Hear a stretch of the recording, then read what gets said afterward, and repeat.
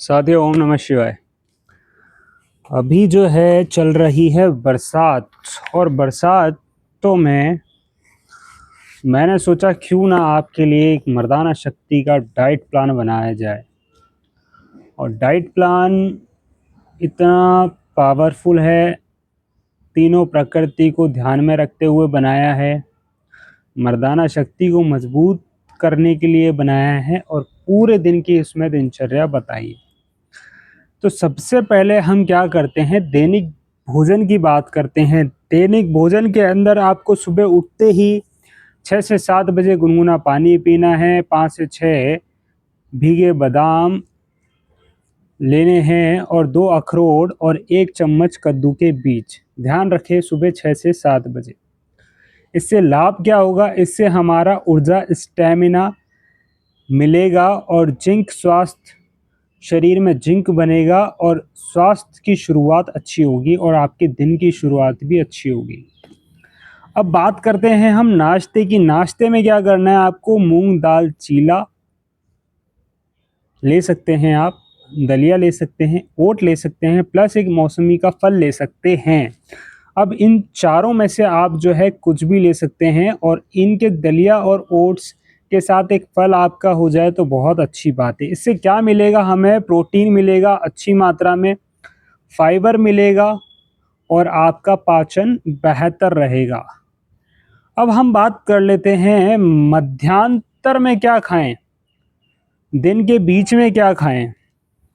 देखो, दिन का बीच आपका ये लंच हो गया, खाना हो गया, ऑफिस ड्यूटी, घर पे कहीं पर भी काम करते हैं तो छाछ होनी चाहिए आपकी, है ना।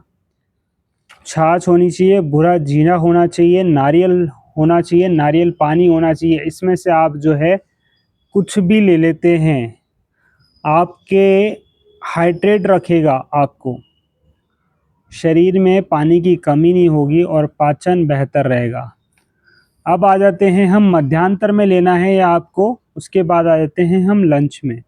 लंच में आपको 2 से 3 रोटी लेनी है, दाल, हरी सब्जी, थोड़ा घी, सलाद। और रोटी के जगह अगर मिसे आटे की रोटी हो गई जिसके अंदर चना जौ ये मिक्स होता है, वो लेते हैं तो बहुत ही अच्छा है।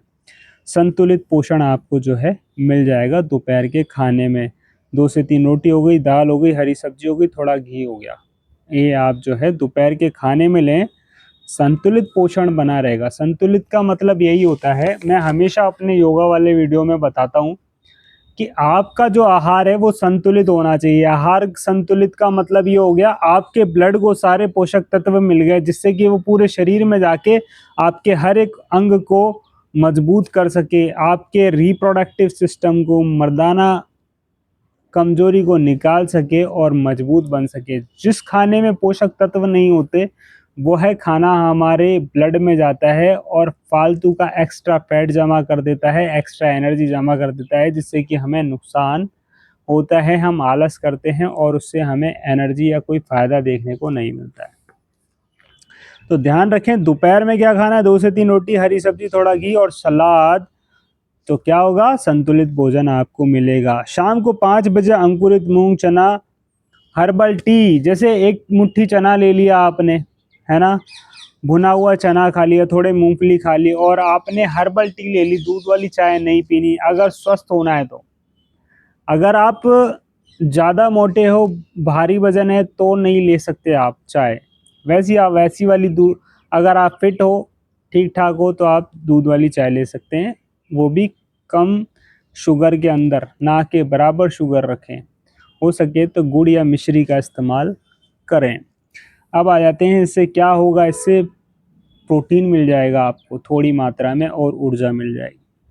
सोने से पहले नहीं, बात करते हैं रात्रि भोजन की। रात्रि भोजन आपका हल्का होना चाहिए, हल्की खिचड़ी, रोटी प्लस दाल सब्जी। हल्का क्यों होना चाहिए, हल्का इसलिए होना चाहिए कि अगर हमने खाना खाया है रात में, हल्का खाया है, तो हमें अगर टहलते नहीं है तो, क्योंकि मेहनत ज़्यादा नहीं करनी पड़ती, सिर्फ सोना पड़ता है रात में, है ना, शरीर हमारा काम करता है, जिससे क्या होता है, अच्छे से पाचन हो जाता है सुबह तक, और सुबह तक हम एनर्जी में उठते हैं, हमारा उठने को भी मन करता है, हम एक्टिव मोड में उठते हैं, ना कि हम आलस फैलाते हैं। अगर भारी खाना खा लेंगे तो पेट भी अच्छे से साफ़ नहीं होता और हम आलस और फैलाते हैं, है ना? तो रात के खाने से क्या होगा, आसान पाचन होगा, नींद अच्छी आएगी। अब सोने से पहले क्या करें, हमें सोना है तो गुनगुना दूध या उपयुक्त चीज़ होनी चाहिए। गुनगुना दूध और उसमें थोड़ा सा टर्मरिक डाल दें तो क्या होगा, रात में हमारा शरीर सोता है तो क्या करता है, पूरी मसल्स की रिकवरी करता है और दूध अच्छा होता है, दूध हमें ताकत दे देता है, रिकवरी हो जाती है और साथ ही साथ अगर उसमें थोड़ी हल्दी डालें तो पूरा शरीर जो है स्वस्थ हो जाता है। तो ये थी पूरे दिन की दिनचर्या डाइट प्लान के हिसाब से मर्दाना शक्ति, है ना? अब इसको कोई भी व्यक्ति फॉलो कर सकता है, इसमें ज़रूरी नहीं है कि किसी चीज़ को कमज़ोरी हो वही करेगा और जिसको नहीं कमज़ोरी हो वो नहीं करेगा, ऐसा कुछ नहीं है, इसको कोई भी फॉलो कर लेता है। अब बात आ जाते हैं वात, पित्त और कफ के अनुसार।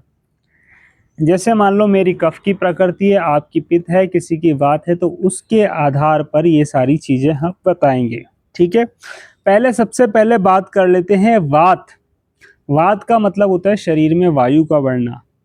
वायु का बढ़ना मतलब आपको क्या नहीं खाना है, वात वाले लोग पहले ध्यान दें क्या नहीं खाना है। हम वात पित्त कफ के अनुसार कौन सा आहार लेना पड़ता है, सबसे पहले बात कर लेते हैं हम वात की।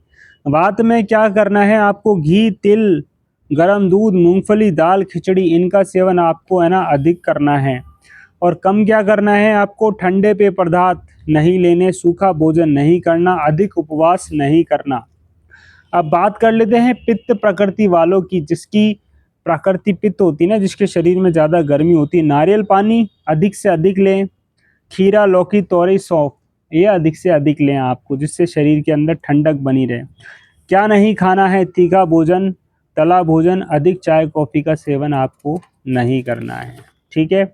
अब आ जाते हैं सबसे महत्वपूर्ण जो समय चल रहा है वो चल रहा है बरसात का। बरसात में क्या खाएं, सबसे पहले क्या ज़रूरी है, श्रेष्ठ भोजन।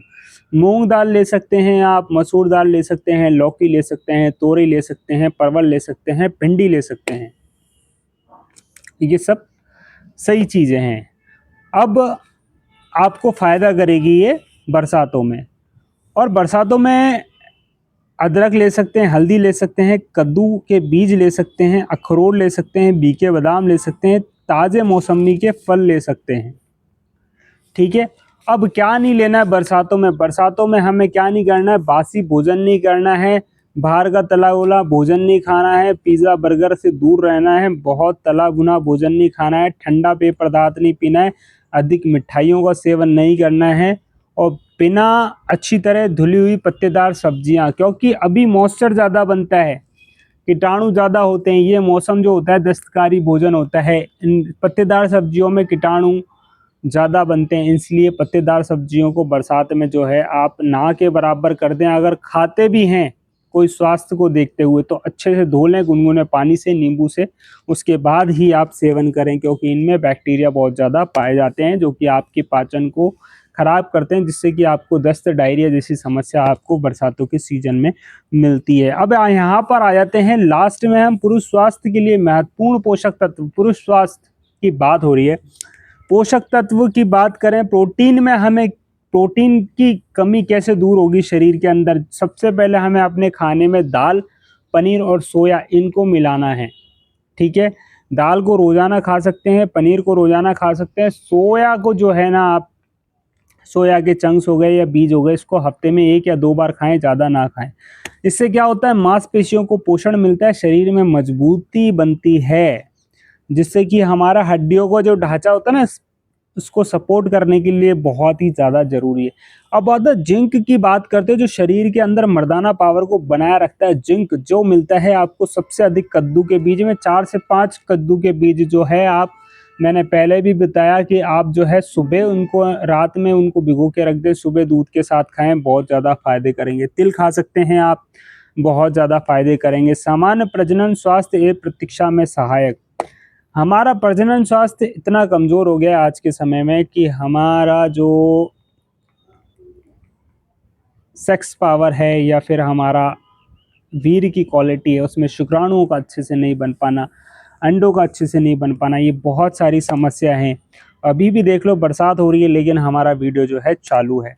अब बात करते हैं ओमेगा 3, बहुत ज़्यादा ज़रूरी होता है। अखरोट और अलसी चिकनाई बनाने के लिए, दिमाग को मजबूत करने के लिए, जोड़ों के लिए, हृदय मस्तिष्क के लिए, मस्तिष्क में जितने भी ग्लैंड होते हैं, जितने भी हार्मोन्स पूरे शरीर में भेजते हैं, तो हमारा अखरोट बहुत ही ज़्यादा फायदेमंद है और अलसी, तो ये आपको लेना है। बात करते हैं विटामिन की। विटामिन के अंदर आंवला, अमरूद आपको जो लेना है वो है प्रतिरक्षा और एंटीऑक्सीडेंट। एंटीऑक्सीडेंट क्या होता है? हमारे ब्लड के अंदर जितने भी छोटे मोटे कीटाणु होते हैं, गंदगी होती है, उनको बाहर फेंकने का काम करता है। हमें हमारी इम्यूनिटी को बढ़ाता है, प्रतिरक्षा करता है, उसका बहुत ही ज़्यादा फायदेमंद है। और बात कर लेते हैं अब लास्ट, पानी पर्याप्त मात्रा में शरीर का संतुलन। पानी की जो है आपकी मात्रा जो है शरीर के अंदर अच्छी तरीके से होनी चाहिए। ऐसा नहीं करना है आपको स्किप कर रहे हो आप पानी को, प्यास लग रही है लेकिन पानी को पीने नहीं जा रहे हो, तो वो क्या करता है? डिहाइड्रेशन करता है। डिहाइड्रेशन ही सबसे ज़्यादा जो है बीमारी की समस्या है, क्योंकि आपके ब्लड में अगर पानी की कमी हुई और आपका ब्लड अगर किसी ऑर्गन्स तक, ग्रंथि तक पहुंचता है, वहां पर उसको ढंग से पानी नहीं मिल पाता है, तो वो ग्रंथि ढंग से काम नहीं करती, क्योंकि आपका ब्लड भी तो तरल होता है। अगर आपका ब्लड में पानी की मात्रा नहीं है तो आपका ब्लड जो है अच्छे से किसी ऑर्गन्स तक नहीं पहुंचेगा और वो ग्रंथि के अंदर इन्फ्लामेशन, सूजन बढ़ेगी और वहीं से आपके रोग शुरू होना स्टार्ट हो जाएंगे। ध्यान क्या रखना है? सारी चीज़ें मैंने आपको बता दी है। हमारा व्हाट्सएप बिजनेस लिंक हमारा जो है कैटलॉग में, आपको इसका जाकर आप इसको बाय कर सकते हैं। व्हाट्सएप लिंक डाल दूंगा मैं, इसका पीडीएफ लिंक डाल दूंगा मैं, आप व्हाट्सएप पे जाके इसको बाय कर सकते हैं। बहुत ही फ़ायदेमंद है, इसको आप ख़रीद कर रोज़ाना आप अपने गर्मी के सीज़न का जो है पूरा ध्यान रख सकते हैं। वात, पित्त, कफ तीनों में से किसी भी, कोई भी आपकी प्रकृति हो, उस हिसाब से आप अपने भोजन का चयन कर सकते हैं। आप अपनी मर्दाना शक्ति को मजबूत बना सकते हैं। तो ये इसका जो कंप्लीट एक पीडीएफ जो मैंने बनाया है उसका लिंक मैं डिस्क्रिप्शन में दे दूंगा, आप वहां से जाके बाय कर सकते हैं। मेरे व्हाट्सएप का नंबर मैं इसमें दे दूंगा, आप वहां से जाकर आप बाय कर सकते हैं। और मेरे व्हाट्सएप चैनल का लिंक भी आपको मैं डिस्क्रिप्शन में आपको मिल जाएगा। तो मैं आशा करता हूं कि आप अपनी कमजोरी को बेहतर बनाएं, अपनी मर्दाना शक्ति को मजबूत बनाएं, स्वस्थ भोजन पे ध्यान दें और योगा करते रहें, स्वस्थ रहें, मजबूत रहें, योग करते रहें। ओम नमः शिवाय।